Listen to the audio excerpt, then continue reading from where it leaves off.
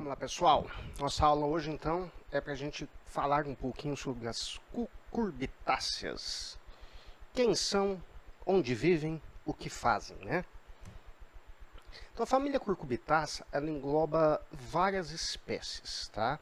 Então, são as abóboras, que aí entra as morangas, a abóbora e a abobrinha, o pepino, o melão, a melancia, tá? Então, é uma família com vários representantes aí, né? No dia a dia da família, né? Da mesa do brasileiro.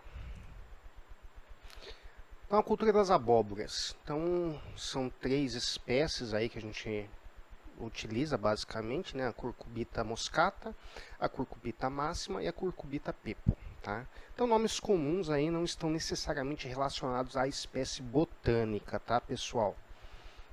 Então, nós temos a abobrinha, que é qualquer curcubita cujo fruto seja consumido imaturo, né?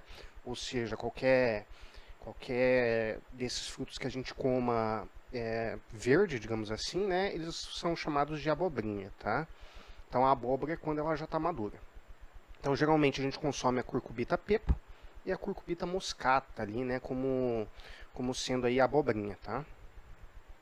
A abóbora comum, né? A curcubita moscata, tá? Então, bem comum, bem conhecida pelo brasileiro, né? A moranga, né? Frutos achatados ou redondos, curcubita máximo, né? A pessoa utiliza muito ela aí para fazer tortéi também, né? Então, principalmente os redondos aí, né? Definições entre as espécies aí. Curcubita moscata, ela tem o pedúnculo sulcado. Então, se vocês observarem aqui, ó, no pedúnculo da planta, tem esses sulcos aqui, né? Fundos, digamos assim, né? Longitudinalmente, né? Vindo desde a base e indo embora, né? É pentaquinado. Então, se vocês observarem aqui, ó, 1, 2, 3, 4 lá atrás e 5 aqui, né? Então, com 5 quinas. Achatado na base, observarem aqui tem um leve achatamento aqui, né? Ele não é reto direto, lenhoso e duro, tá? Então são as características aí da curcubita moscata. A curcubita máxima, pedúnculo liso, se observar aqui, olha, não tem aquelas fendas, né? De seção arredondada, então ele é redondo aqui, não é achatado, observe que ele é direto, né, na base, corticoso quando seco, ou seja, ele é quebradiço quando seco. A curcubita pepo, pedúnculo sulcado também, né, longitudinalmente, pentaquinado também, não achatado na base. Observe que ele não tem aquela parte mais achatada. Duro e lenhoso também. Aí a gente tem a Tetsukabuto, que é um híbrido, né? Ele é um cruzamento da curcubita máxima com a moscata. O pedúnculo pentaquinado também, tá? Levemente achatado na base, duro e lenhoso. Todas as abobodeiras são monóicas, com polinização entomófila, tá? Então, são plantas que precisam de insetos polinizadores, né? E aí elas tem a flor masculina e a flor feminina, tá? A diferença de uma para outra, a gente observa o ovário, que ele é bem característico, né? Ele é como se fosse uma mini abóbora ali, na base da flor. E é aqui que vai desenvolver o fruto, né?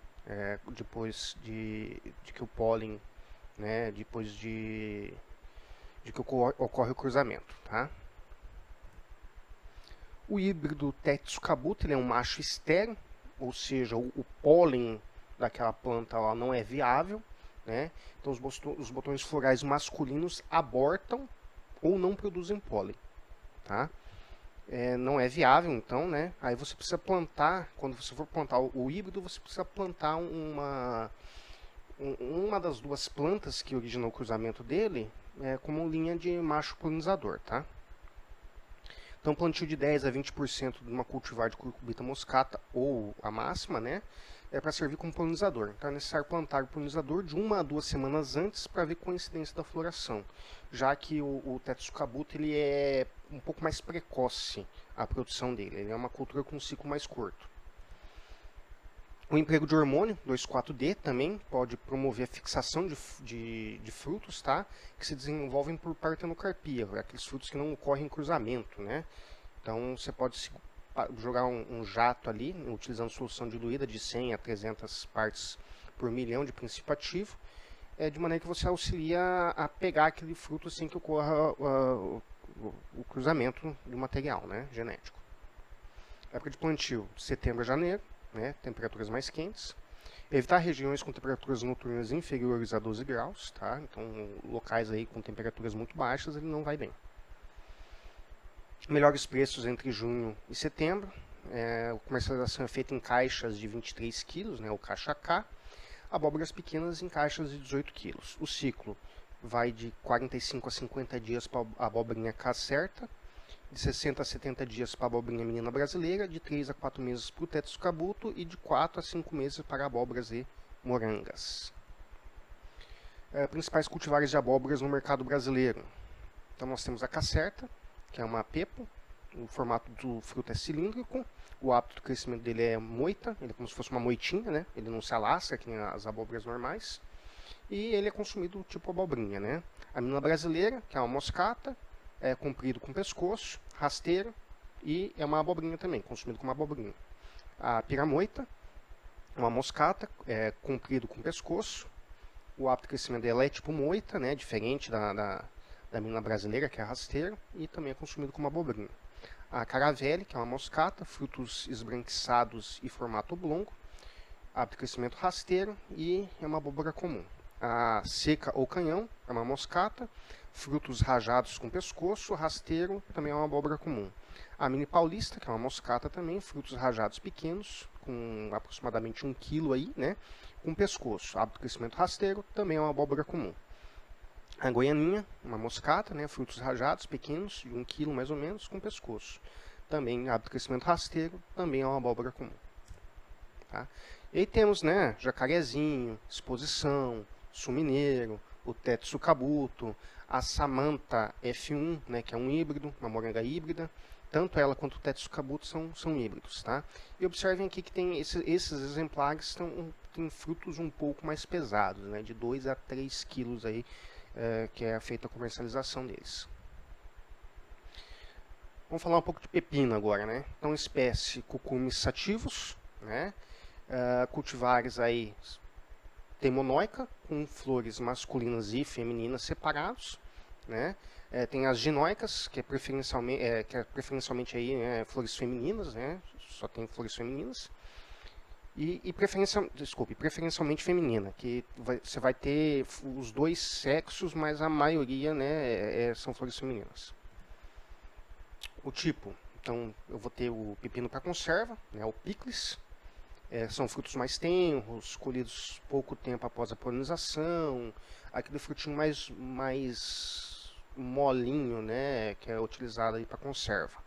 É utilizado em consumo in natura, né.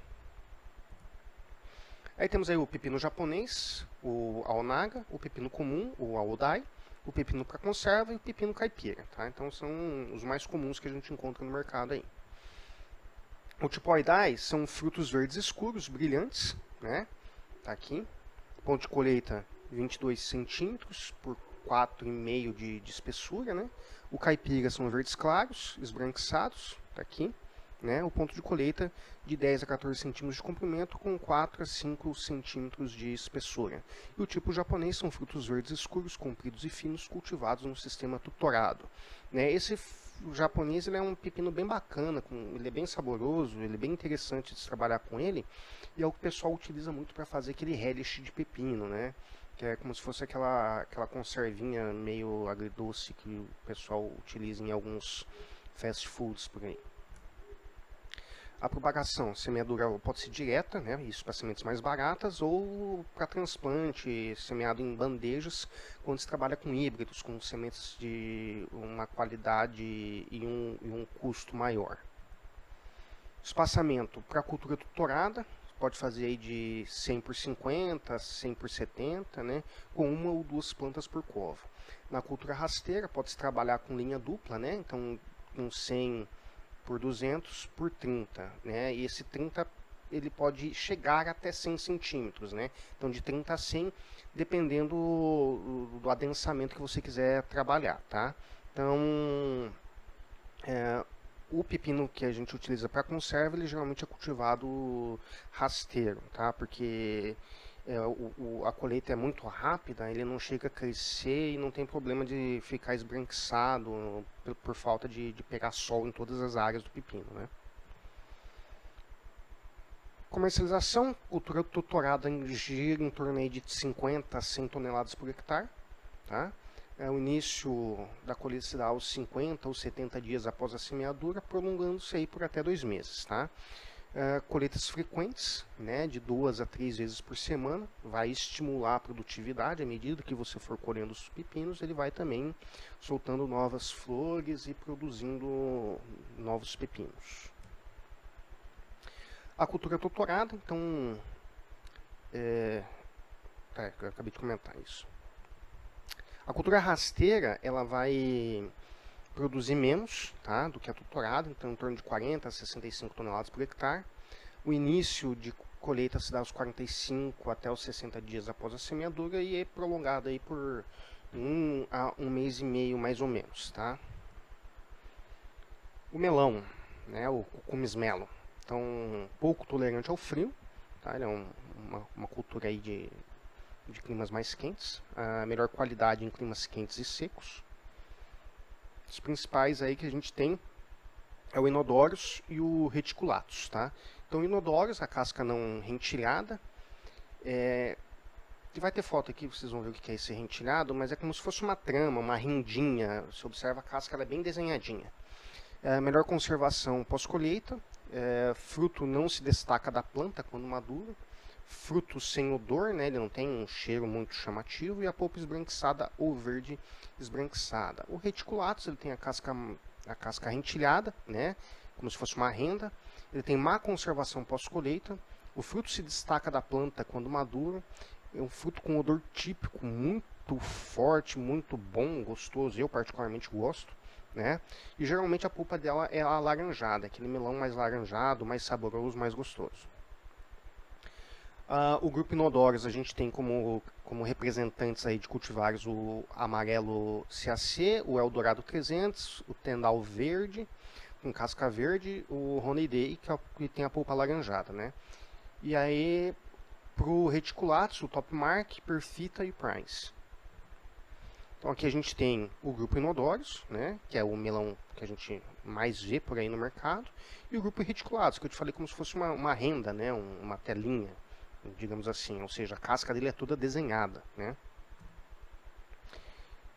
O cultivo desses frutos, a necessidade de girar os frutos, tá? Que nem a melancia, né? Você precisa ficar girando. Fazer ralhamento de flores, você não pode deixar todas as flores se desenvolver, você tem que retirar para que você tenha uma menor quantidade de frutos, porém frutos com uma característica comercial melhor, com um tamanho mais adequado. Fazer uma cama palhosa quando o fruto começar a se desenvolver e colocar debaixo do fruto para evitar a umidade, que ele fique em contato direto com o solo, né? E a água, né, ele não tolera umidade em excesso, então cuidar com a irrigação. Perto da colheita a gente corta a água também para fazer com que esse fruto ele fique mais doce, tá? Então ele concentra os açúcares e você vai ter um fruto melhor. Melancia, o Citrus lanatus, tá? A espécie. Muito exigente em calor, todas as cultivares são monóicas, né? Com flor masculina e feminina. Desbaste dos frutinhos, deve ser eliminado aqueles em excesso, especialmente aqueles defeituosos, né? Mantendo-se a planta livre de frutos num raio de 40 centímetros a partir do centro, tá? da cultura, né? Da onde sai a planta ali, tá? Isso vai estimular com que você tenha frutos maiores e mais pesados, tá? Essa redução favorece o tamanho dos frutos remanescentes, bem como a qualidade, possibilitando a obtenção de melancias com melhor sabor. Normalmente a gente deixa de 3 a 4 frutos bem formados por planta isolada, tá? Os cultivares e tipos aí. Então, frutos oblongos, casca verde clara não estriada, né? A gente tem a cultivar Charleston Gray e a Sunshine. Frutos oblongos, casca não estriada, Fairfax e a Jubileu. Frutos arredondados, casca não estriada, o Maru Yamato e a Pérola. E frutos arredondados, casca estriada, Crimson Sweet. Existem cultivares sem sementes, então são híbridos triploides, macho estéreo, tá? Então você pega uma planta 4N, né, que tem uma planta comum, você vai aplicar a colchicina nela para forçar que ela vire 2Ns. Aí essas linhagens tetraploides, né, o 4N, e uma linhagem diploide 2N. Né? Então você vai fazer o cruzamento dessas linhagens, a casca não listrada, né, e uma com casca estriada. Esse cruzamento aqui, né, de uma triploide com uma diploide, vai fazer com que eu tenha uma casca estriada 3N, tá? Os frutos produzem frutos com casca estriada também, tá? Nesse cruzamento você vai conseguir colher tanto melancia com semente quanto melancia sem semente, e você vai diferenciar pela casca, tá? Então, para o plantio para produção de frutos triploides, né, então você vai trabalhar com uma linha 2N sem listras, né, e sem sementes as listradas, tá? E aí você consegue colher, né, você precisa ir de 4 linhas basicamente, das sem sementes, né, listradas, e de uma linha, né, 2N para servir de polinizador, tá bom? E aí você consegue ter as duas, tanto melancias sem sementes quanto melancias com sementes, né? E você diferencia pelas listras da casca do fruto, tá? Pessoal, obrigado, valeu, até a próxima.